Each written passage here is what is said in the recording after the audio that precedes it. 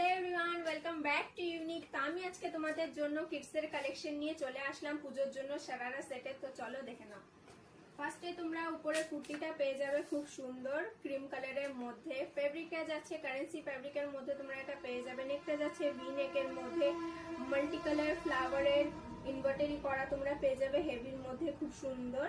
হাতাটা স্লিভলেস হাতার মধ্যে পেয়ে যাবে, উইথ সিকোয়েন্সের ওয়ার্ক করা আছে। নিচের দিকটা তোমরা পরি উইথ মোতির ওয়ার্ক করা পেয়ে যাবে।